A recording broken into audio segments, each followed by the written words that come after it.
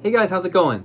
So today we got something a little bit different. It has nothing to do with guitar, it has nothing to do with gear, it has nothing to do with music, nothing like that. But it affects anybody who mixes music, records music, plays music, performs, whatever, and really anybody, whether you're a musician or not. Um, this is really hard for me because I record and want to put out a video every Saturday, and it's always got to be something like a guitar review, maybe a musical cover, an installation, a mod, something like that, talking about an amp or a pedal or, the stuff you guys are expecting. But today is going to be a little bit different. So this video is about something called viral labyrinthitis. What is that? Well, I guess before we get into what it is, let's talk about what happened to me. So, I was sitting down here in my basement, I was working on something, and all of a sudden, my right ear started ringing really loud. You know the sound that a CRT television makes? That high-pitched, squealing kind of a sound? If you're over the age of 40, you probably can't hear it, but you might remember what it used to sound like. If you're under the age of 40, you're probably very familiar with the sound that I'm talking about. It's a very high-pitched sound. And it was deafeningly loud in my right ear. And I didn't know what was going on, and then I noticed I couldn't hear anything else. All I could hear was this loud, high-pitched ringing sound, driving me totally insane. And I thought, okay, this is like, playing music and you played a whole show and you're driving home and, you're listening to the radio maybe. You get home to your garage or your street in front of your house, you turn your car off and you're sitting in silence and then you hear that ringing. It was kind of like that, but really, really bad. And I thought, hey, it'll go away, no problem. 15 minutes goes by, 20 minutes goes by, 30 minutes goes by, and then I start feeling myself kind of woozy, like I'm going to fall over, all off balance. And I reached up and I started, doing this on my ear, and I couldn't hear it. Do it right now. Take your hand and rub your ear. Can you hear that? I couldn't hear it.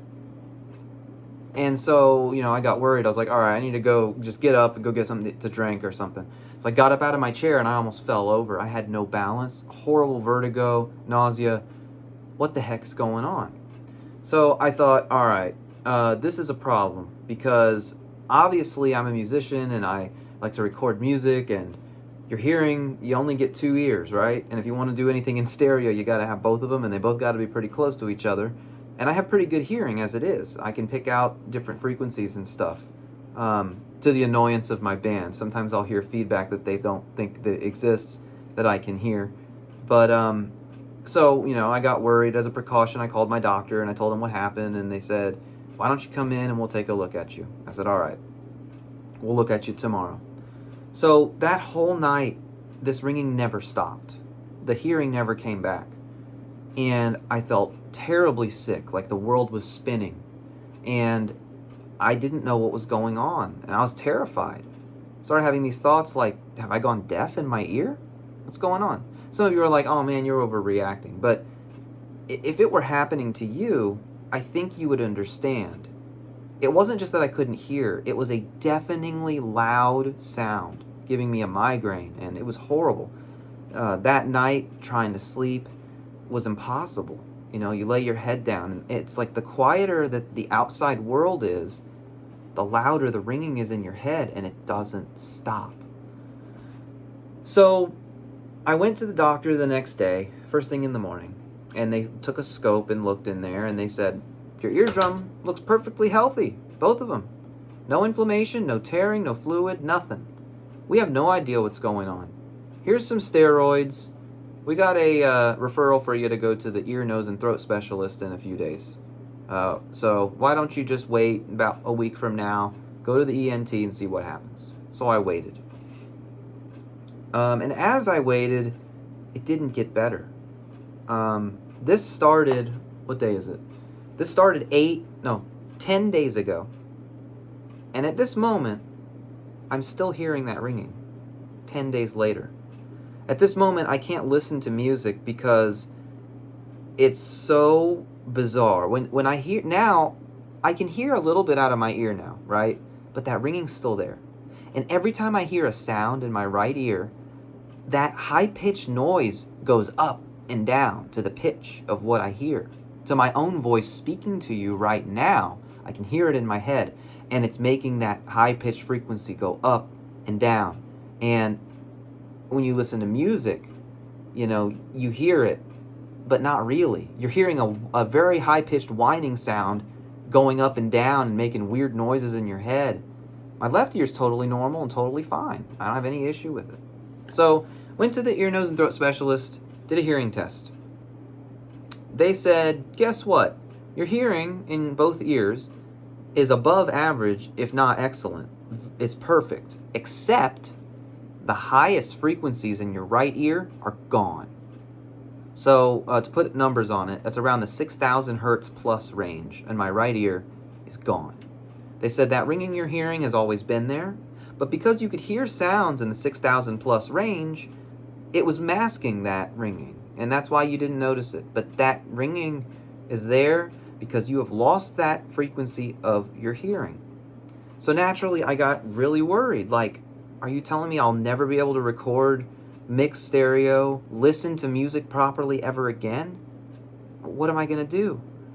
So they said, well, don't worry, we're going to have you talk to the doctor now. So I went in and talked to the doctor, and he said, based on all the analysis, he looked up in my nose and everything else. Based on our analysis, you have what we believe is viral labyrinthitis. So what is viral labyrinthitis? Well, labyrinthitis is, so inside your ear you have a labyrinth, and it's a little piece of your ear that helps transmit the sound that you hear to your brain through nerves. Labyrinthitis is the inflammation or the malfunction of your labyrinth. Viral labyrinthitis is when a virus caused damage to the nerve or inflammation that blocks the nerve of your labyrinth. So he tripled my dose of steroids and said, hopefully it comes back, but we don't know. You just have to take the medicine and see what happens. So, that was 2 or 3 days ago, and I've been taking it. It's prednisone is what they prescribed me. I've been taking the steroids, and I feel very sick a lot still. And the reason that you feel sick is because your brain gets its balance mostly from your inner ear, and your labyrinth and the nerves in there help to regulate that balance. So if there's a call on this side, there's a response on this side, and your body adjusts. Well, when your labyrinth is inflamed, you have mismatched signals. This side of your inner ear and your labyrinth is giving you a signal, and this side is giving you a wrong signal. So it causes you to lose your balance and kind of lose sight of what is up and down and what is left and right and everything else. So that's what causes that. So really, the point of this video isn't really to tell you how to make it better. The point of this video isn't to tell you how to fix it. The point of this video is just kind of for those of you who follow me to understand why the content that's going to come out here soon is going to be kind of a mismatch of stuff I've filmed over the last few months, because I can't really record or do anything right now. I can perform, but I can't really record and mix it. So I did perform with this. They said that I have to wear hearing protection. I can't let any loud sounds into the ear, and that's probably permanent, they said. So I have these over-ear things from the gun range that I use when I go shooting. I wore those on my head during my performance. And what's crazy about that is it works too well. I couldn't hear anything but bass.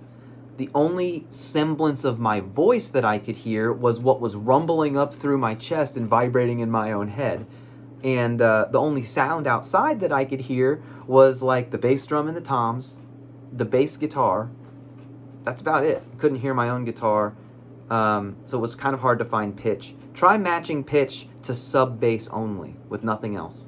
It's possible, but it's not very easy if you're not used to it. So I got through it, 4 hours, got it done. I did live stream the second and third set of that, so I apologize if it wasn't very good. That's why. I couldn't really hear anything.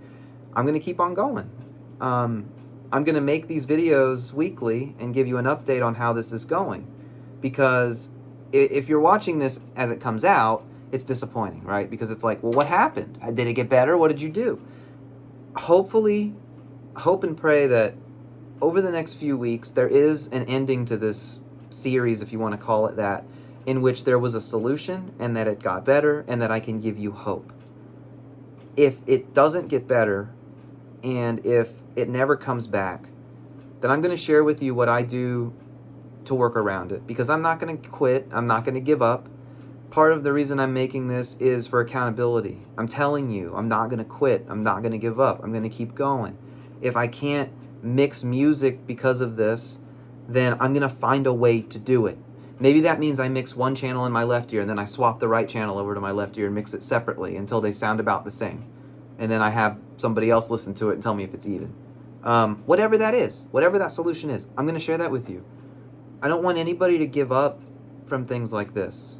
I'm young. I'm under the age of 35. I'm under 35. I'll go. That's as specific as I'll get. I didn't think I'd be dealing with this kind of a problem at this age, or if ever. I mean, most people that you see have two perfectly working ears. A lot of you probably do have the ringing in your ears, and maybe you can tell me in the comments about it. You know, how did it happen? How long have you had it? How do you deal with it? I want this to be something where those of us who have this problem can talk about it and get through it together, and how do we go through our lives, and how do we continue to make music, and how do we continue to record, and how do we continue to enjoy the thing that we love the most, even with this problem. So I'm not making this so that you can say, oh, I'm so sorry to hear about that, it'll be okay. I'm not here for back pats. I'm not here for motivation. I'm here because I want to document this as we go. And I hope that I've got a series of videos with one at the end that's a conclusion for what happened, how it got better, or it didn't get better, and this is how I'm going to deal with it. So what's it going to look like moving forward? My understanding is that I'm supposed to take these steroid things for a few weeks and continue to get weekly hearing tests. If the hearing tests don't improve, they're going to give me an injection of steroids directly into my eardrum. I'm kind of terrified about that. I'm not going to lie. My understanding is that they put anesthetic down your ear that burns like crazy and hurts really bad. Then they either use a laser or a needle to poke a hole in your eardrum. Then they go in with the syringe and put it through that hole and inject the steroid into your eardrum. It goes down into your inner ear. And then you have to lay on your side for 20 minutes with a bucket. You're not allowed to talk, swallow, or anything. You have to just spit into that bucket for 20 minutes. And that apparently it causes intense, surreal, out-of-this-world vertigo. And of course it would, because you've just injected your inner ear with fluid. So I really hope I don't have to do that, but the reason for that is if the oral steroids aren't working, they want to get it in there as directly as possible, and there's really no more direct way than just jamming a needle in your eardrum, I guess. So they'll do that probably 3 weeks in a row, I guess, and then see where we go from there. So that's really all I gotta say. I'm not used to this kind of a video where I just sit here and talk to you about something that isn't my special interest, which is guitars and amps and stuff. I'm not used to talking about myself like this, and I'm only doing this because I want to help people who have this problem and know that they're not alone. I know that I'm not alone, but I don't know anybody who's gone through this, really. So hopefully this can serve as a resource for you and as a part 1. There will be a part 2, right, wrong, or indifferent, no matter how this goes next week.